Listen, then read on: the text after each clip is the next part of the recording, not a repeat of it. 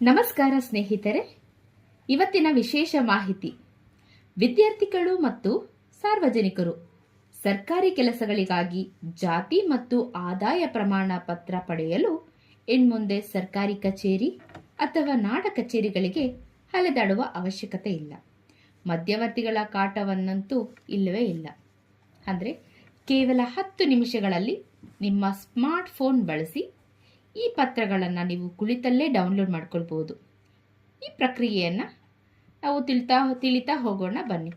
ಮೊದಲನೇದಾಗಿ ಆನ್ಲೈನ್ನಲ್ಲಿ ಅರ್ಜಿ ಸಲ್ಲಿಸೋದು ಹೇಗೆ, ಇದರ ಸಂಪೂರ್ಣ ಮಾಹಿತಿ.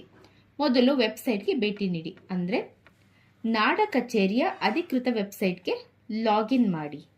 ಲಾಗಿನ್ ಆದ ನಂತರ ಅಂದರೆ ಅದರ ಮುಖಪುಟದಲ್ಲಿ ಆನ್ಲೈನ್ ಅಪ್ಲಿಕೇಶನ್ ವಿಭಾಗಕ್ಕೆ ಹೋಗಿ ಅಪ್ಲೈ ಆನ್ಲೈನ್ ಮೇಲೆ ಕ್ಲಿಕ್ ಮಾಡಿ. ನಿಮ್ಮ ಮೊಬೈಲ್ ನಂಬರನ್ನು ಕರೆಕ್ಟಾಗಿ ಟೈಪ್ ಮಾಡಿ. ಹಾಗೆ ಮೊಬೈಲ್ ನಂಬರ್ಗೆ ಬರುವಂತಹ OTPಯನ್ನು ಎಂಟರ್ ಮಾಡಿ ಲಾಗಿನ್ ಮಾಡಿ.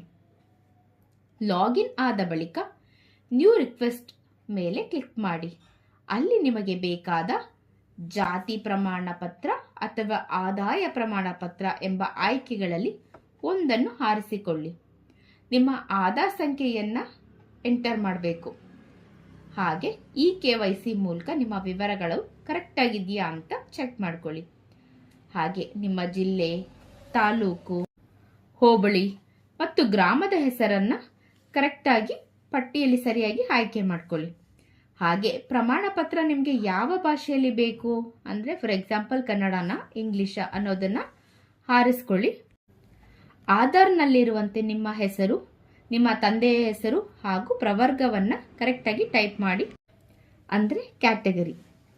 ನಂತರ ಎಲ್ಲ ವಿವರ ಫಿಲ್ ಮಾಡಿದ ಆದಮೇಲೆ ನೆಟ್ ಬ್ಯಾಂಕಿಂಗ್ ಅಥವಾ ಡೆಬಿಟ್ ಕಾರ್ಡ್ ಮೂಲಕ ಅದರ ನಿಗದಿತ ಶುಲ್ಕ ಏನಿರುತ್ತೆ ಅದನ್ನ ಪಾವತಿ ಮಾಡಿ. ಹಣ ಪಾವತಿ ಆದ ಕೂಡಲೇ ನಿಮ್ಮ ಪ್ರಮಾಣ ಪತ್ರ ಸಿದ್ಧ ಆಗತ್ತೆ.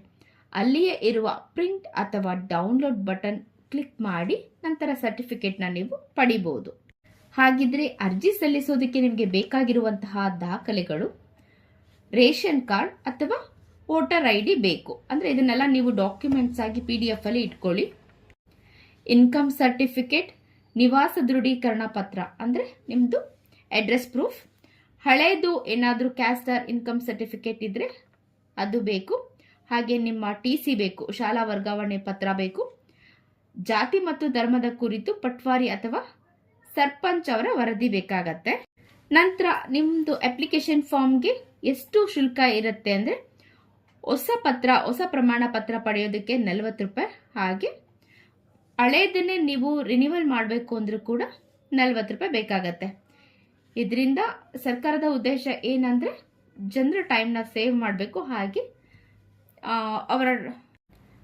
ಅವರು ಯಾವುದೇ ಮಧ್ಯವರ್ತಿಗೆ ಇಲ್ಲಿ ಹಣ ಪಾವತಿ ಮಾಡಿ ಪಡೆಯೋದು ಬೇಕಾಗಿರೋದಿಲ್ಲ. ಸ್ನೇಹಿತರೆ, ಇವತ್ತಿನ ಮಾಹಿತಿ ನಿಮ್ಮೆಲ್ಲರಿಗೂ ಇಷ್ಟ ಆಗಿದೆ ಅಂತ ಭಾವಿಸ್ತೀನಿ. ಧನ್ಯವಾದಗಳು.